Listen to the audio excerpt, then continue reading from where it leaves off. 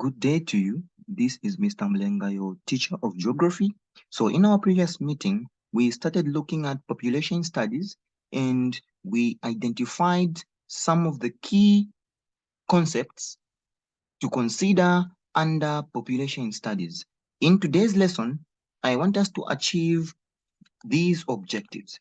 So number one, we shall define urbanization. We're also going to explain the factors that influence the distribution of population.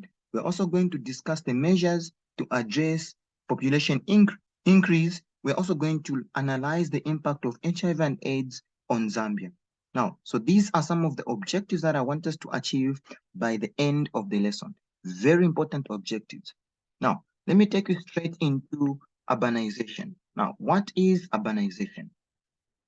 Now, urbanization is coming from the term urban. Now, urbanization is the process by which more and more people leave the rural areas to live in cities. So this is basically the process by which people leave the countryside, people leave rural areas to live in cities. Now, urbanization refers to the population shift from rural to urban areas. So that's the basic concept. So when you have too many people leaving rural areas into urban areas, then that is what we refer to as urbanization. So it is predominantly the process by which towns and cities are formed and become larger as more people begin living and working there or in central areas. So what happens if you have more and more people living in cities and towns, living rural areas or the countryside?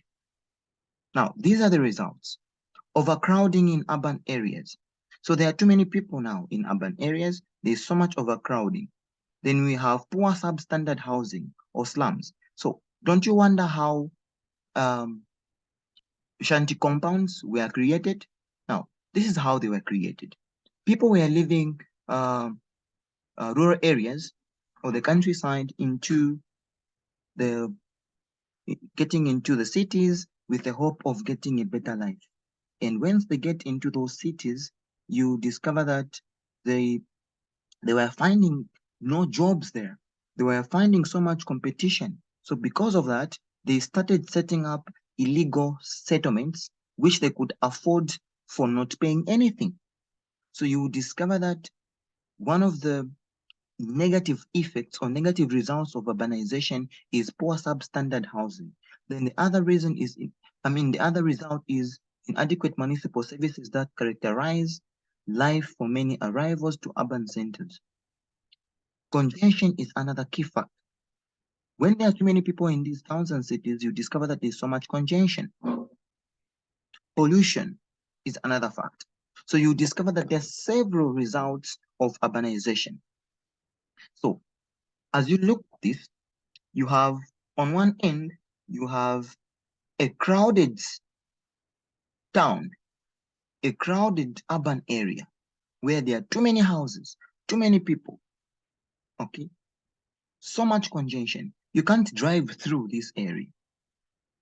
If you look at Lusaka City is now urbanized. Why? Because there are too many people now who have moved to Lusaka from different areas, from different rural areas with the hope of a better life.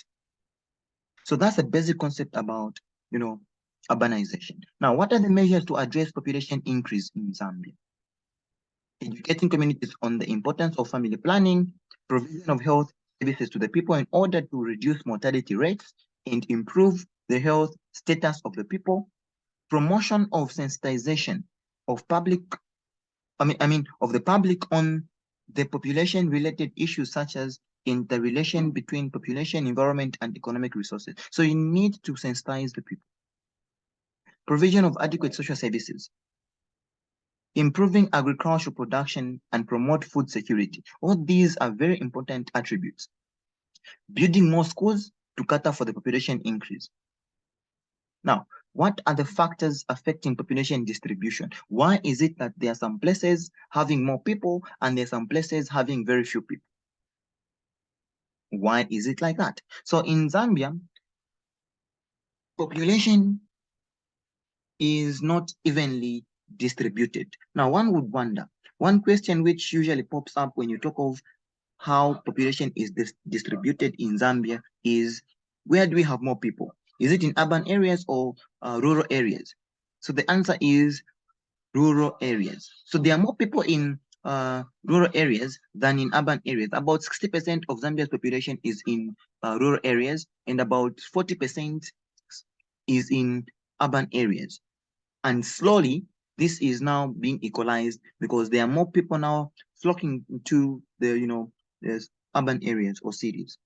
Now, climate. Climate is one of the factors affecting population distribution. So most people tend to settle in areas of climate, of good climate, where at least human habitation can be favored, areas where, enough or adequate rainfall is received, and where there are good temperatures. So climate is a very important factor. Relief. Relief, we are looking at the shape of the land. Now, very few people live in hilly areas or mountainous areas, rift or rift valleys, because these areas are mostly composed of stone soils, which are not suitable for farming. Availability of water. Would you settle in an area where there's no water? Definitely not. So people tend to settle where the water is readily available. For example, near dams, rivers, valleys, marshes, and lake shore areas. Soils. Fertile soils attract people. So people tend to settle in areas where there are fertile soils due to farming opportunities. Availability of resources. Why do we have so many people on the copper belt? Because there is copper, there is gold, there are several minerals, there are mining activities here. So availability of resources. So most people tend to settle in areas where there is enough resources to exploit. Good health and education facilities. These attract people. So people will settle in areas where they'll be able to access good health and education services. Besides that, employment is another very important factor. So people tend to settle in areas where they are employed, or where there are employment opportunities. So these are factors influencing, population distribution. Now, besides that, transport and communication is another factor. Where there is, where there is a good road network and good communication services, you tend to have people there. So you discover that that's another factor that affects population distribution. Now, let's look at HIV and AIDS. Do we know what it is? Now, HIV and AIDS is something that is very common and evident in Zambia and several other countries across the world. Now, HIV, the human immunodeficiency virus, is a virus that attacks cells or white blood cells that help the body fight infection. Now, what of acquired immunodeficiency syndrome, AIDS? Now, AIDS is the late stage of HIV infection that occurs when the body's immune system is badly damaged because of the virus. Now, Zambia has one of the world's worst HIV and AIDS epidemics. About 14% of Zambian adults have HIV. It's a huge number. It is estimated that each day there are 22, beg your pardon, there are 225 new adults infections. Now, I'll say that once again. It is estimated that each day there are 225 new adults infections and 25 new child infections. Now, that's a huge rate. The number of people with HIV is higher in urban areas, 20%, than in rural areas, 10%. Now, effects of HIV and AIDS on Zambia. Now, HIV and AIDS makes life expectancy to drop or go down. It causes more deaths or population reduction. HIV and AIDS weakens the economy. It also reduces productiveness of workers. There's a saying which goes like, a healthy nation is a wealthy nation. So when you have a sick population, the productiveness is reduced. Food security is also affected because you want to have people to produce food. It also increases the dependence ratio. Now, dependence ratio is very important to understand. When we talk of dependence ratio, we are talking about the people who depend on workers. Now, we are looking at the average number of economically dependent population per 100 economically productive population for a given country. So in this case, the economically productive population is between the age of 15 and 65. Between the age of 15 and 65, that is the economically productive population. So those who are below the age of 15 and those who are above the age of 65 are put in the category of economically dependent people. They depend on the economically productive people. So that's the concept of dependence ratio. Now, let me take you straight into examination questions. So this is an extract from the 2019 paper 2, which says, state the types of population migration which take place in Zambia. Now, we already talked about this. So we have different types of population migration in Zambia.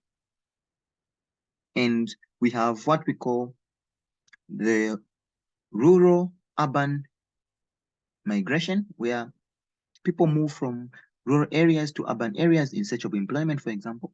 Then we also have, the urban-rural migration, where people, for example, would move from an urban area to a rural area after retirement. We also have, rural to rural migration, where people can move from one rural area to another in search of a fertile land. We also have urban to urban, for example, due to transfers at work or for business. So those are the four main types of population migration within Zambia. Now, what are the effects of HIV and AIDS in Zambia? Now, we have several effects of HIV and AIDS. And one of the effects of HIV and AIDS is death. That's the key effect, death. Apart from death, prostitution. It also reduces the country's population. It also produces too many orphans, widows, and widowers. It is also another, cause of poverty. Apart from that, low productivity also is another factor. So all those are factors, all those are effects of HIV and AIDS in Zambia. Apart from that, the government also spends a lot of money on procuring medicine for the infected people, instead of spending that money on other developmental projects. So that's another effect. Now, the other question is on dependence ratio, which is an extract from 2020 paper 1, which says dependence ratio means the age-sex pyramid of a population, fertile rate of population, number of people relying on working population, rate of migration from rural to urban areas. So the best possible answer here is C, which says number of people relying on working population. So thank you so much for your time. Have a lovely day.